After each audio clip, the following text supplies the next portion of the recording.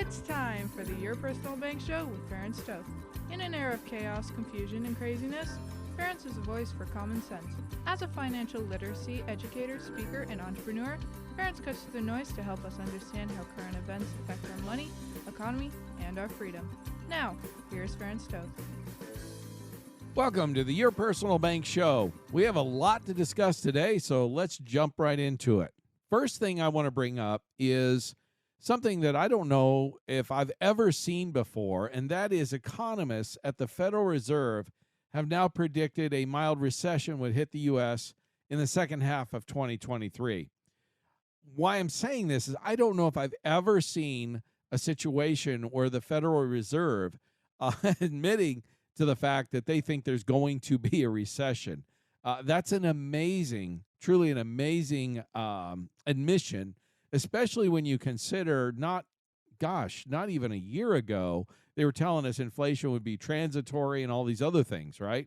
That's an amazing transition of position in about a year. Of course, a lot of people are really just waking up to the fact that the Federal Reserve has increased interest rates at the fastest rate ever in the history of the Federal Reserve, which is over 100 years.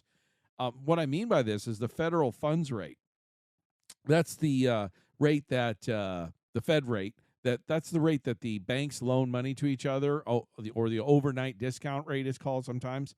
Those banks have to balance their books on a daily basis, and if they have to have so much in reserves, and if one bank, say, is a little short on their reserves that day when they close a business, and another bank has excess reserves, excess deposits, let's say, they'll loan money to each other, and they do this on a regular, like I said, on a daily basis even, to keep their books balanced and be in compliance and all that, having enough in reserve at any given time. And so the rate that banks were lending money to each other overnight just over a year ago was 0.25%, or a quarter of a percent. Today, that rate is 5%. In other words, the rate has increased 20-fold, not 20%, 20 times, 20-fold. So the cost of borrowing money to balance your books as a bank has increased 20 times, 20-fold. Of course, we talk a lot about the prime rate. That's called the Wall Street Journal prime rate. That's announced on a monthly basis, and it's widely considered the lowest rate an individual can borrow money at with good credit. A pretty good rule of thumb. It's devised by the Wall Street Journal. They take the average lending rates of the top 30 banks. They take the tops and the bottoms off, and I think they average it out. And so for their customers, again, with good credit, and to give you an idea, just over a year ago, the prime rate was 3.25%. Most people understand that you could get a 30-year fixed mortgage, for example, just over a year ago in the low threes. I even saw some high twos, like 2.75s, things like that. Today, the prime is 8%. So it went from 3.25 to just over a year, 8. In other words, more than double. Yes, the Federal Reserve raised interest rates higher in the 1970s overall, but they didn't raise them as quickly or as fast or as aggressively as they have this past year. That's what I'm talking about. It's been an extremely aggressive, extremely fast increase.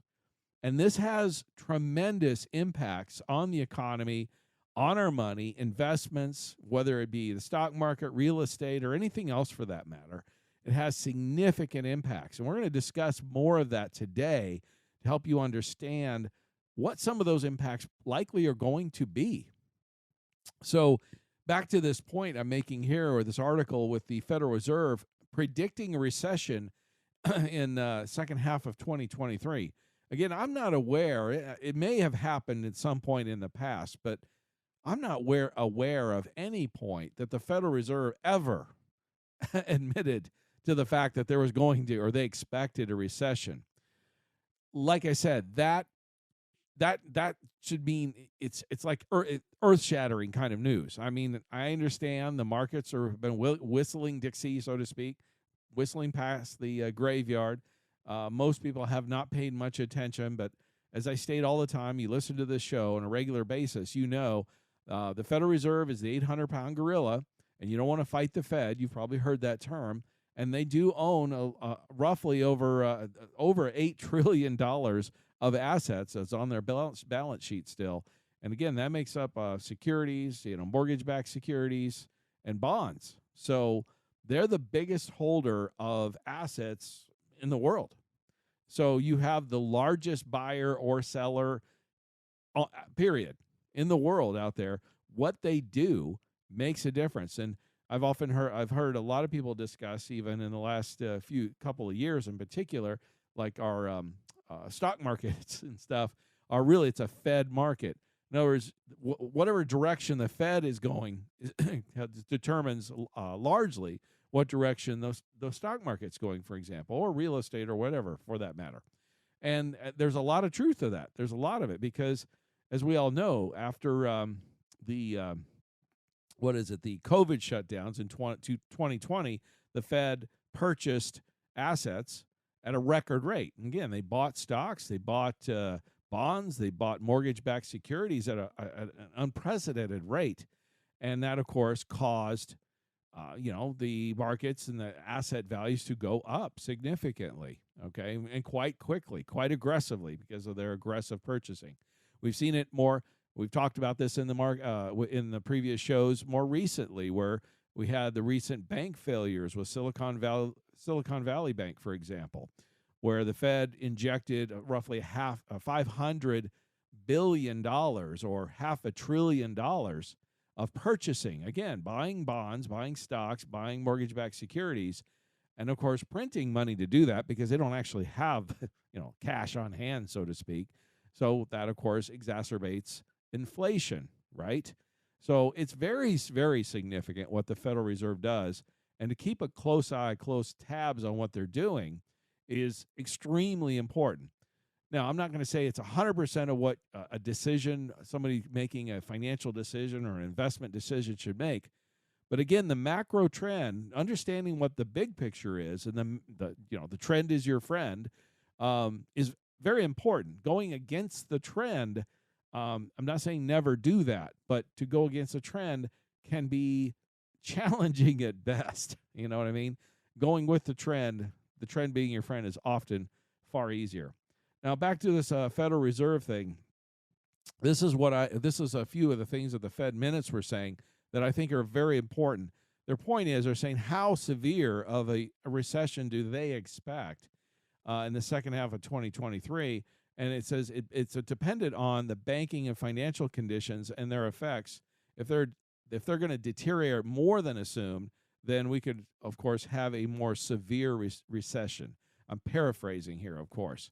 And assets this is according to the Fed, assets in the overall banking system are approximately $2 trillion lower than their book value due to elevated interest rates. Folks, that is significant. In fact, this is from a study from the National Bureau of Economic Research. This is what's caused concerns about the stability of the sector, of the banking sector. And that is the one sector of the economy that affects all the other sectors, because business needs money. That's sort of the fuel, if you will, for business to operate and grow and expand and do their business.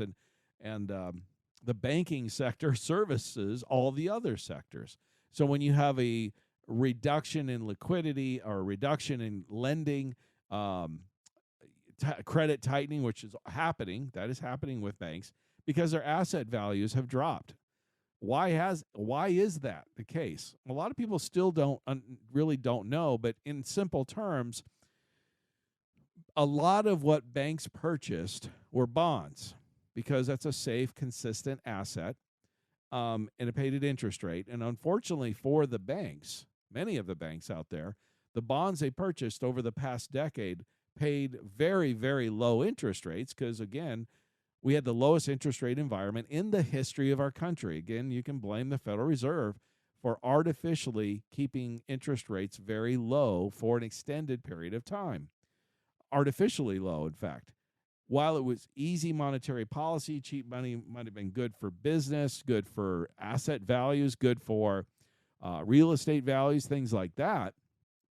Low interest rates or easy monetary policy meant those who are purchasing guaranteed or safer type assets, those are like banks, like more conservative investors, retirees, things like that. We're stuck with low interest rate environment, low interest investments, bonds, annuities, dividend, things like that, right?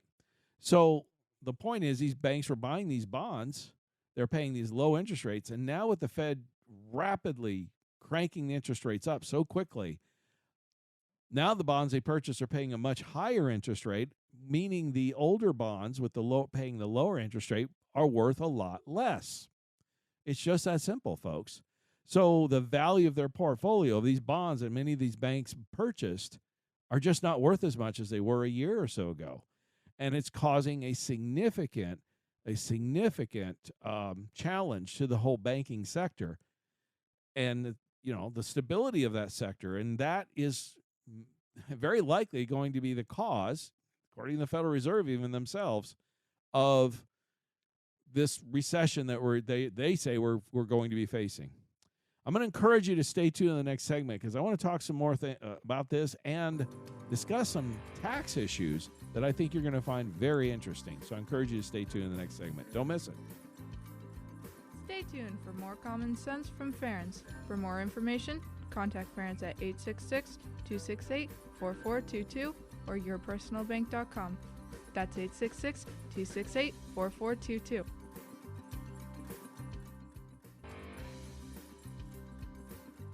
Welcome back to the Your Personal Bank Show with Ferenc Toth. Want more information? Contact Ferenc at 866-268-4422 or yourpersonalbank.com. That's 866-268-4422. Now back to the show with Ferenc Toth. Welcome back to the Your Personal Bank Show. And in the last segment, of course, I was discussing a lot about the Federal Reserve, the actions that they've taken regarding interest rates, how aggressively they've increased them, and some of the impact that that's caused and is causing, and them they themselves, the Federal Reserve that is, are now predicting a recession in the second half of 2023. That is an astounding admission, folks, and you should pay attention to it.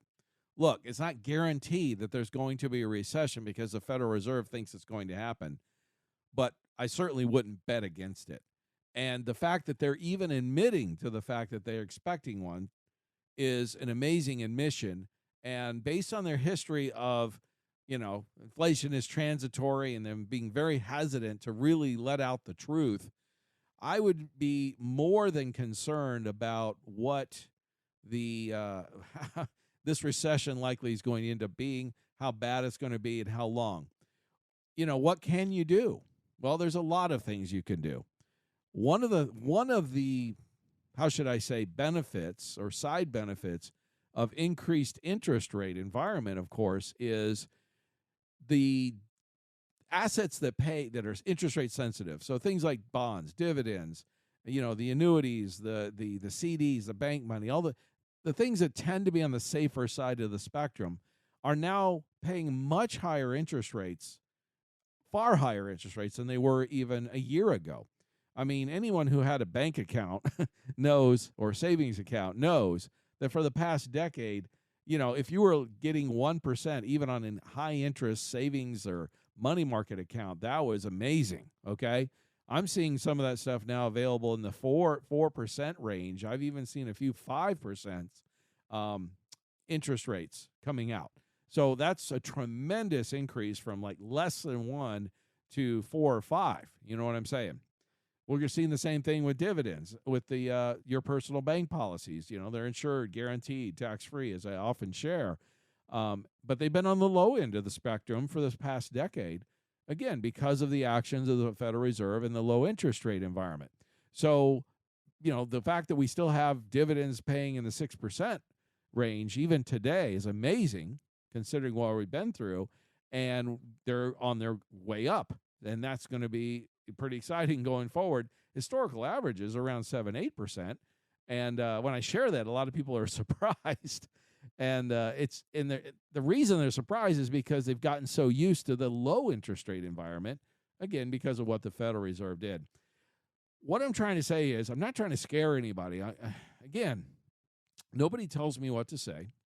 I just share what I see, what I from my experience, and I just try to share from the heart what I believe to be, cut through the noise and be the facts, and share some common sense, if you know what I'm trying to say.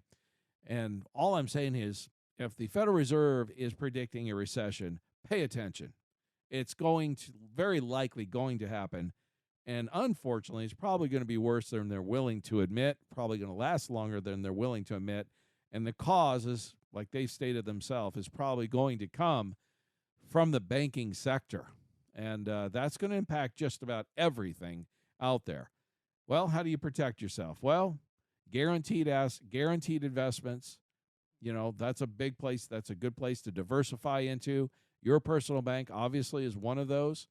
There are others that exist out there, but some bank money, CDs, things like that are things that you may want to, annuities, you may want to start considering, where the past 10 years, frankly, many people would never consider because of the lower returns. And I understand why. Again, the economy was far different with easy monetary policy, over the past decade or so than it is today. We are in a different environment, in a vastly, vastly different environment. Now, the other thing I want to segue to and change a bit is a little bit. We had tax day recently, and I've seen a lot of things. I haven't mentioned a lot about this, but recently, but it's a very important topic, and I think one of the things about it is I'm seeing a lot of frustration involved around taxes, and I think the biggest source of that frustration is, our federal government, for example, is taking in a record amount of revenues. So the situation is not a revenue problem for the government. It's a spending problem. The fact that they are receiving record income yet have record debt at the same time is a recipe for disaster. And it's just plain and simple. And what's really, really infuriating about it, what's so frustrating, is so much of it involves areas of waste in many cases. I mean, here's a great example. An article here was government wasted a shocking amount of money on incorrect payments last year. According to the Government Accountability Office, in fiscal year 2022, the federal government has wasted as much as $247 billion in payment errors. And much of that, of course, went to, over half, they said, went to Medicaid and Medicare, where they paid people out either that should not have been paid out or overpaid them, that type of thing. Then, of course, the Paycheck Protection Program had a significant amount of errors. They reported $29 billion in payment errors. They estimate that criminals stole as much as $60 billion from unemployment programs through the stimulus bills. Other estimates from the Government Accountability Office say as much as $400 billion, and others equivalent to about a half of the total unemployment funds approved by the government, were lost to fraud.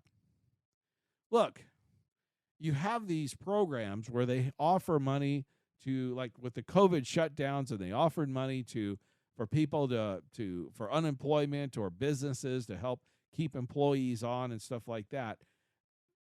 The value of those programs can be argued, but the fact that upwards, according to the own Government Accountability Office, as much as half of the unemployment funds that were paid out over the past 3 years were lost to fraud.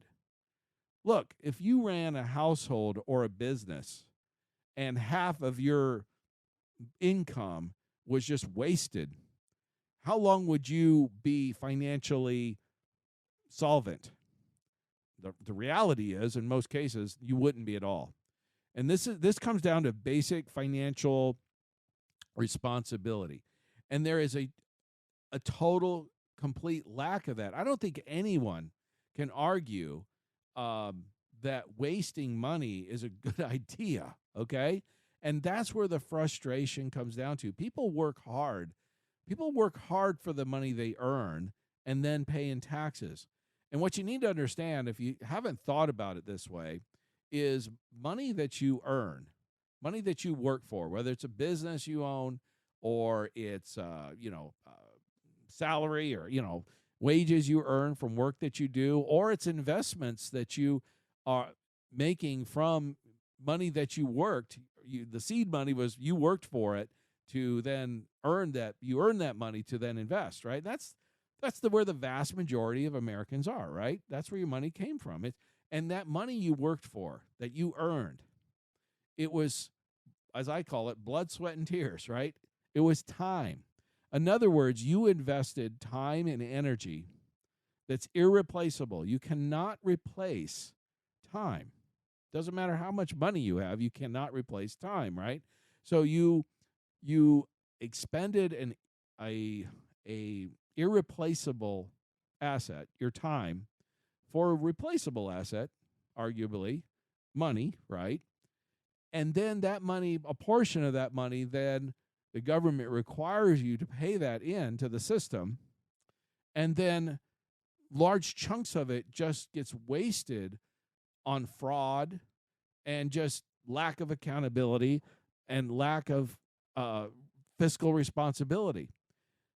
I don't know about you folks, but I find that incredibly, incredibly frustrating. I mean, it's bad enough that much of our money that we pay into the system goes to things that many of us do not agree with, okay, from political reasons or whatever. But flat out waste and fraud is something that almost nobody can argue with. And there is an overwhelming amount of it. Here's another article. The Afghanistan Inspector General. He's hammered the Biden administration for delays and just lack of how should I say? He called it bureaucratic dysfunction and understaffing. He said the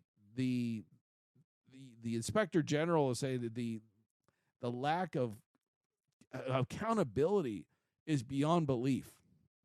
And his point is, it was a scathing report. And as he points out, the amount of money that's still going into places like in Afghanistan, going to the Taliban, supposedly for aid, much of that is being, we're basically, a lot of our money's going directly to the Taliban.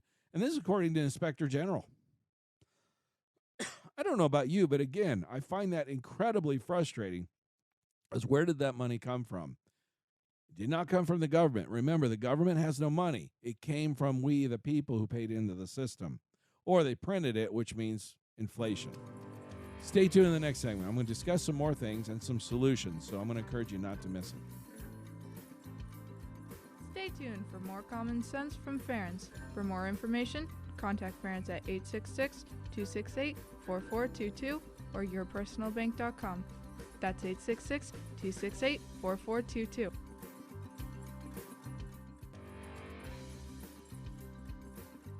Welcome back to the Your Personal Bank Show with Ferens Toth.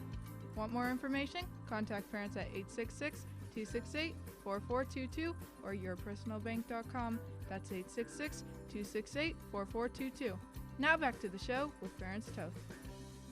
Welcome back to the Your Personal Bank Show, and we've been discussing a lot about, about the potential recession that the Federal Reserve states they believe will start in the second half of 2023. We're going to see. I would not bet against it. We'll put it that way.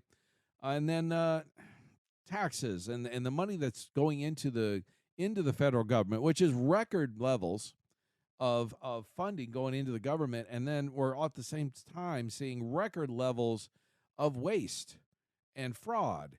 And, like I was stating in the previous segment, this money that people are paying into the system, I'm seeing an increasing level of frustration, and rightly so, because you work hard for the money you earn. If you're a taxpayer and you pay into the system, as many people do, obviously, record revenues are being sent to the federal government. That is hard money. That's blood, sweat, and tears, time that you cannot replace.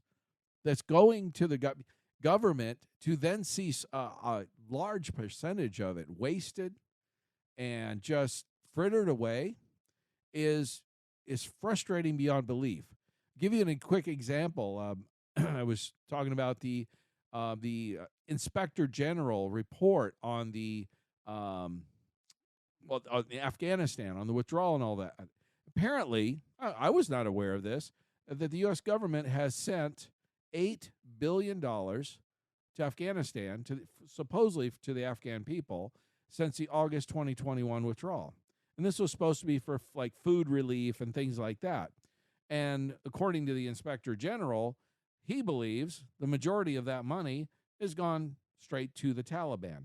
In other words, our money we work hard for, give to the U.S. government, is portion of that's going to the Taliban. I'm sorry, I have a problem with that.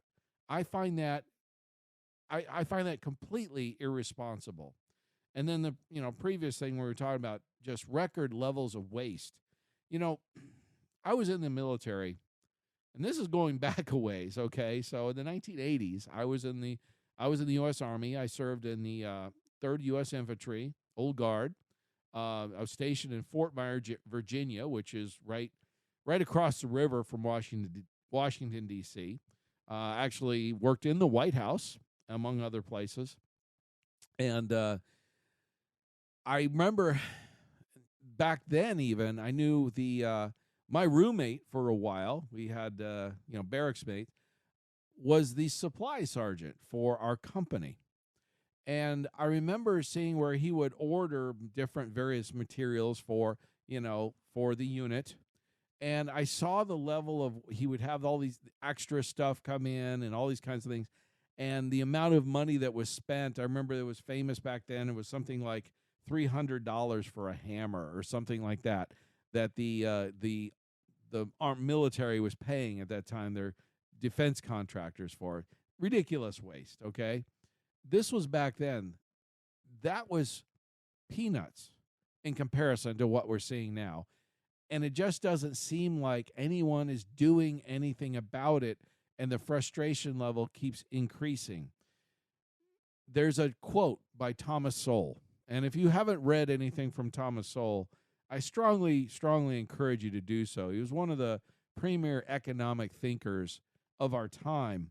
And he has a quote here, and I quote, "I have never understood why it is greed to want to keep the money you have earned, but not greed to want to take somebody else's money." And I think he's right. It's a very valuable statement, because we have so many people running around in government these days saying you should pay your fair share, which is like Thomas Sowell stated, it's wanting to take somebody else's money. Look, if the money was being used efficiently, effectively, for good quality things that need to be done, like national defense, which are some of the things that the federal government's role is supposed to be, keeping our borders secure, for example, and protecting our citizens, things like that, which is the role of government. That's their job. And if they were using that money in a fiscally responsible way, and we're being responsible about it, that's one thing. But when you see the government spending money on things that have nothing to do with what their role is, completely and totally off the rails, and then on top of that, make it even worse, just flat out waste and fraud, that's beyond, like I said, beyond frustrating. And my hope is that we see some change. My hope is the level of frustration grows enough that we see some real change about this as we go forward. And here's something I am seeing that since some encouragement. So Speaker McCarthy has come out and stated that he will take a House vote soon to cap federal spending at 2022 levels and raise the debt ceiling limit for 1 year. Look, I'm not in favor of raising the debt ceiling limit because, of course, that means more spending, right? But I also understand that fiscal conservatives are not the majority in government, at least not at this point, obviously. And so there has to be some kind of compromise. There has to be some kind of movement in the right direction. And I do believe in general, I'm in favor of most of the actions, because if you look into this further, and this is going to get interesting, because if something isn't done about the debt ceiling and things like that soon, then the government will default. Okay, they will not be able to pay the bills that they have stated, or whatever, committed to, right? One of the things is the bill would limit subsequent spending increases to just 1% per year for the next decade. I like that. That's a move in the right direction. For example, this increased spending cannot continue indefinitely. There is no free lunch. And if the government continues to keep spending and spending like it's been doing, I mean, we've already seen this past year or so some generational high inflation. The government continues to spend like it's done in the past, we'll see things worse than that, okay? I saw somebody talking about, well, they keep talking about kicking the can down the road. When is the bad news going to come? Folks, some of it is already hitting us with record inflation, right? There are things of like austerity measures like Greece went through about a decade ago, things like that could come down the pike if we don't get a handle on this. It's not too late, in my opinion, but things need to be done. And that the fact that some of this, they're discussing it actually, which is the first time I've seen this in a long, long time, that in itself is encouraging. To give you an example, the federal budget that was voted on the previous year, which is the one where, that the government is spending on right now, that spending bill included $134 billion more in non-emergency spending compared to the prior year, which was an overall increase of 9%. So in other words, the government from 2022 to 2023 increased spending 9% in 1 year, okay?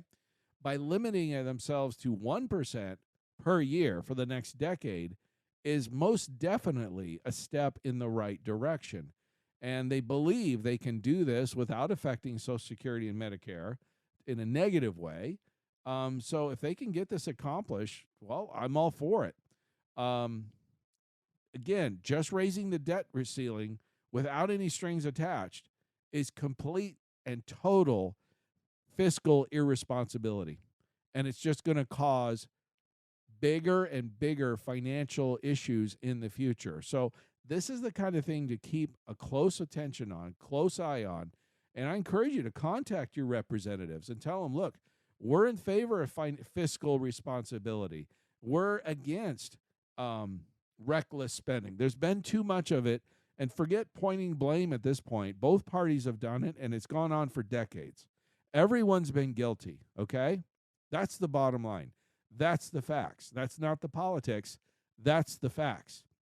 And I can say this personally, I was frustrated with the spending that Bush Jr. did, okay? I thought he spent too much. So I've had an issue with this literally for decades, okay?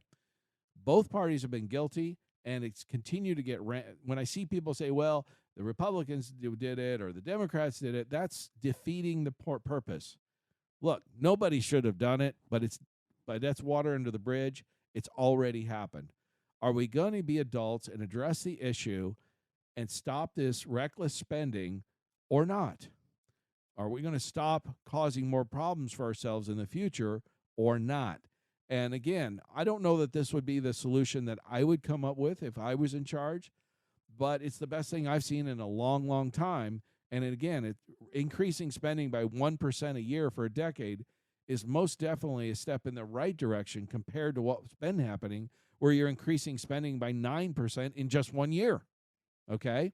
So, it's a definite step in the right direction, and I am hopeful that something positive in that regard will happen, because then we can all actually start to get some financial sanity, some financial responsibility in our government. And the only way it's going to happen, folks, is if we, the people, we, the voters, demand it. Stay tuned in the next segment. Next segment, I'm going to cover a few more things and some solutions and some plans, what to do going forward. So I'm really going to encourage you to stay tuned and not miss it. Stay tuned for more common sense from Ferens. For more information, contact Ferens at 866-268-4422 or yourpersonalbank.com. That's 866-268-4422.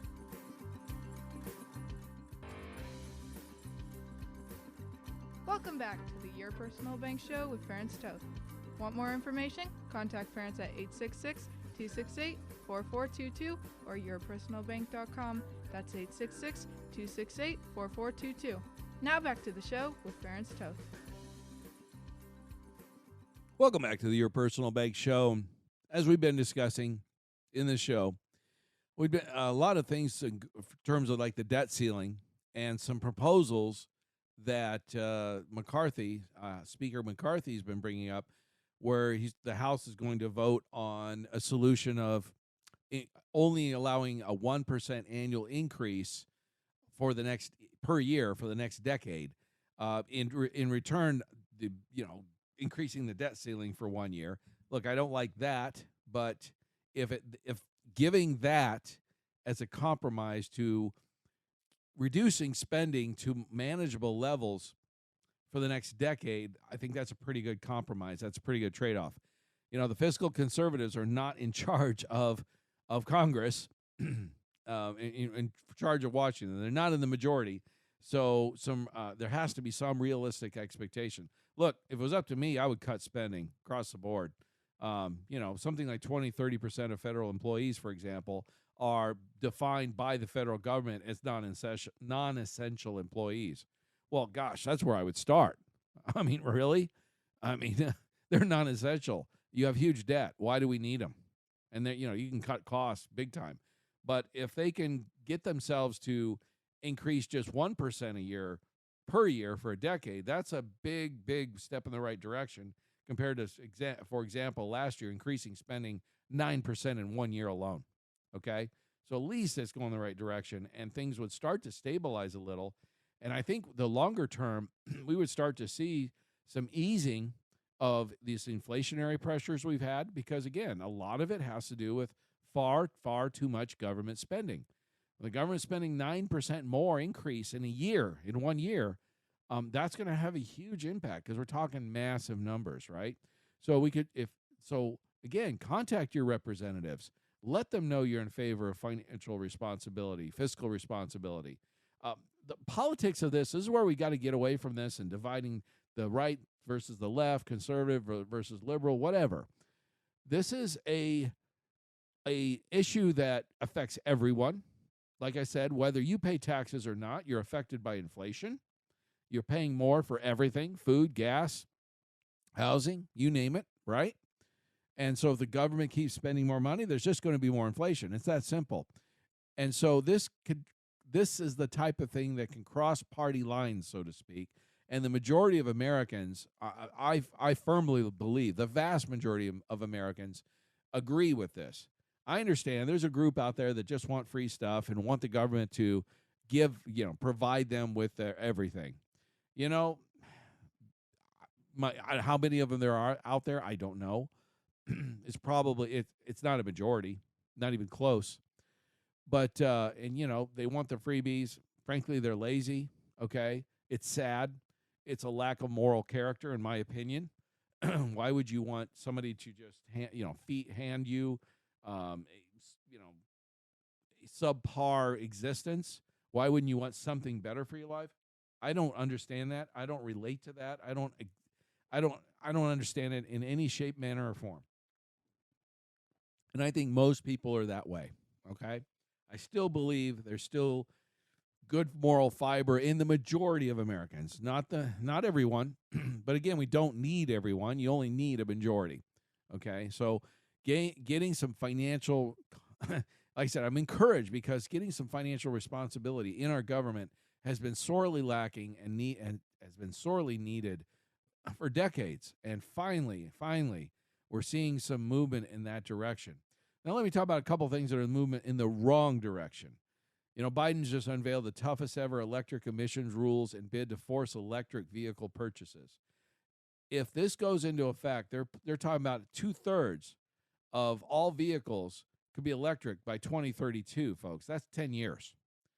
This but it's an aggressive tailpipe emission standard that would force the EPA would force model years starting in 2027 to increase the amount of electric vehicles dramatically. And of course, what that would do is increase the cost of the average vehicle roughly double. It would roughly double the cost of what people are paying for vehicles today. Secondly, like I said, the average cost of an EV today is around $64,000, where the average cost of a gas-powered compact car is $26,000. So I'm sorry, it wouldn't double; it would be triple, roughly. So it would increase the cost for the average American by roughly triple, again, for any fuel-efficient type of vehicle. Also, the medium range is like 230 miles on an EV, where you can get 400 miles on a gas vehicle before you have to fill it up again. Of course, you can fill up far quicker than you can charging. Charging would cost more than fill up, probably.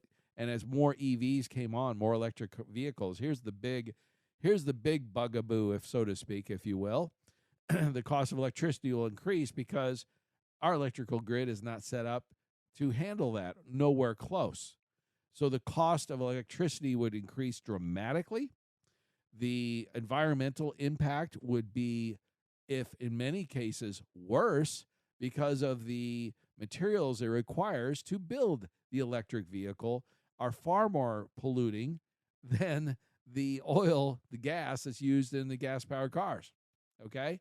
So give you an example, places like California and Germany, which have gone heavily pushing towards EVs, the cost of electricity over the last decade has increased 5-fold. Folks, those are economic facts. Imagine, if you will, we were in a situation where 2/3 of the vehicles on the road in the United States were electric vehicles just 10 years from now. Right now, I think the total electric vehicles, the last I saw, was approximately, in the United States, about 6%. So you would increase the number of electric vehicles 10-fold in just 10 years. Folks, that would cause economic catastrophe for many, many Americans, okay? It would be an economic burden worse than we've seen already. It would be a disaster. But let me give you another example of the wrong direction. Germany, which, of course, has a problem with energy because they've shut down much of their sources of energy. And, of course, we're buying natural gas from Russia before the Ukraine war, right? Which it's a security threat, folks. Plain and simple. It's not just energy, but it has to do with security for a country. Well, they have now decided to shut down their remaining nuclear power plants, despite the fact that they have a energy problem. You want to talk about cutting your own, shooting yourself in the foot, right? Cutting your own throat. It's just ridiculously stupid and foolish to take those kinds of actions in the name of green energy. And I'm sorry, I just can't get behind things where you have leaders like we have here with the Biden administration, Germany, and others making incredibly foolish and stupid economic decisions around energy that are just going to end up costing people more and more money, cause more economic pain. I know they don't care. I get it. And you always want to understand, if you want to follow the money, if you want to understand something, you follow the money. I get it. I get it. They're wrapped up in this green energy thing. It's like a religion. It is, folks. It's become a climate religion. And when you're talking about green energy zealots, well, when you have a zealot, you have a radical. Okay, that's what they are. They're just green energy radicals. You can't argue with them with reason. Okay, reason just doesn't go anywhere. And I know we hear a lot of people talk about. I still hear a lot of people. Well, I wish we just everybody would just kind of get along. Well, when you have one side attacking and attacking and attacking your very economic security and your very economic freedom, folks, economic freedom is freedom. The founding fathers understood that. It was called the pursuit of life, liberty, and the pursuit of happiness, right? In the Declaration of Independence, our very first founding document. Folks, those are the founding documents of this country. And I understand the left rejects the Constitution and the Declaration of Independence and those kinds of things. But folks, those very founding documents are some of the very reasons why our country has been as successful as it has for as many people as it has.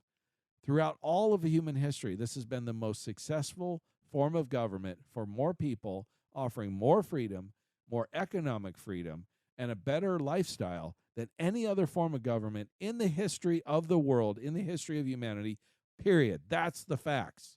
You can't argue facts. And if you want to reject all that and cause pain, I'm sorry. We need to rise up as an electorate, as people, as voters, and vote these people out. Get rid of them. It's the only way we're going to solve these problems and reduce this economic pain that we've been dealing with. Contact me if you want more information. Stay tuned. And I've got one more segment left. I'm going to encourage you to stay tuned and not miss it. Stay tuned for more common sense from Ference. For more information, contact Ference at 866-268-4422 or yourpersonalbank.com. That's 866-268-4422. Welcome back to the Your Personal Bank Show with Ference Toth. Want more information? Contact Ference at 866-268-4422 or yourpersonalbank.com. That's 866-268-4422. Now back to the show with Ference Toth. Welcome back to Your Personal Bank Show, and I want to touch on one more thing. If you've been a listener to the show, you know that I always say, I get asked this all the time. How do you come up with these things, this information? How do you learn or understand or figure these things out? And I've always said one of the best ways to understand something, especially if it doesn't make sense, if you want to understand it, you follow the money trail.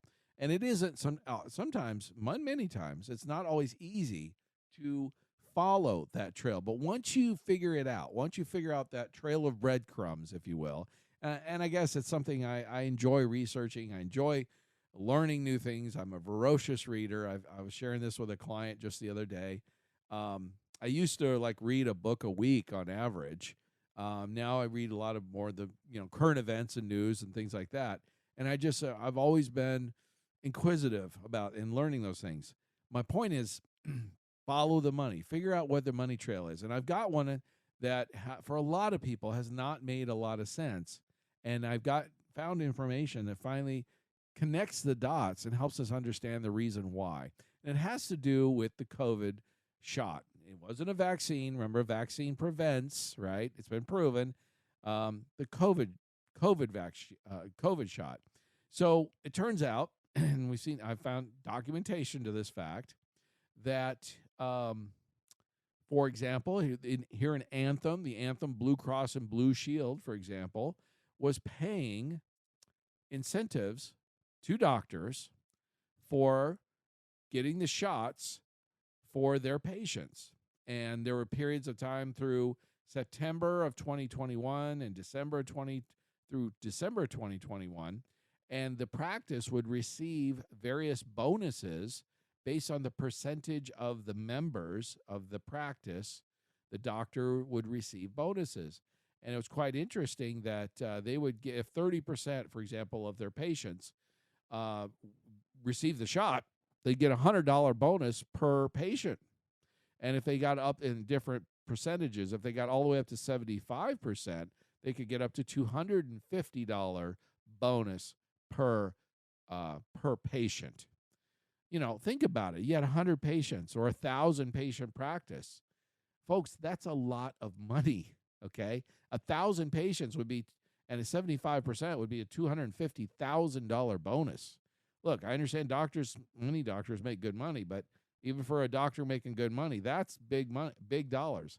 Another aspect about this bonus program, which was interesting, is they had to hit certain targets, and some of the catches was the pediatrician. This was talking about pediatricians for children under the age of 2. They had different targets for them for bonuses.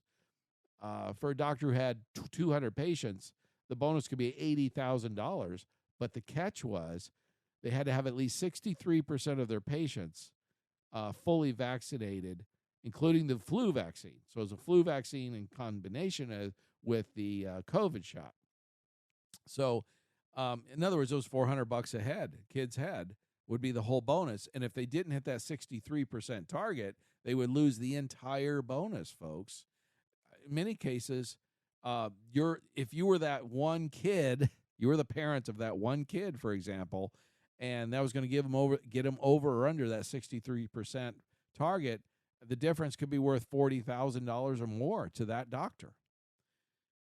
Again, it starts to make some sense why so many doctors, sadly, instead of following their Hippocratic oath of do no harm, and if you've done any research with COVID and mRNA shot and everything else about it, it's causing, for some people, the side effects, the long-term side effects are still unknown because, again, it's so new. But even some of the short-term and medium-term side effects for many people is not good, okay? The reality is they were paid bonuses, and this money, of course, came from the pharmaceutical companies. Let's be real. And the money talks, right? And that's the reason why so many doctors bought into this program and convinced or pressured or encouraged, whatever, their patients to take the COVID shot. Not all of them did.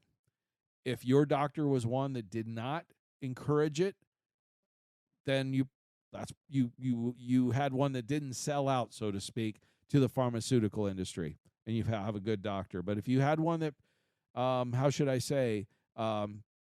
encouraged it, that's a nice way of putting it, I would find a different doctor, because I'm sorry, they sold out. They sold out to the pharmaceutical industry. Those are the facts, folks. Forget the politics, as I always say. They follow the money, and then you start to understand why things are the way they are. I'm going to wrap up with this. Look, we're in some crazy times.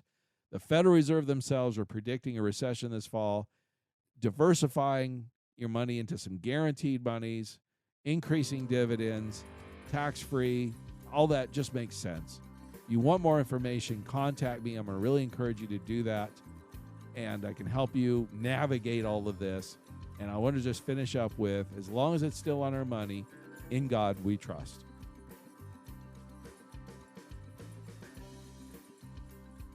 This show is designed to provide accurate and authoritative information. The presenter and guests of this program do not engage in legal, accounting, or tax advice. Professional advice regarding your situation should be sought if required. Some products discussed may have limitations and not be available in all states. Excessive unpaid loans may affect performance. Distributions may become taxable if not managed properly.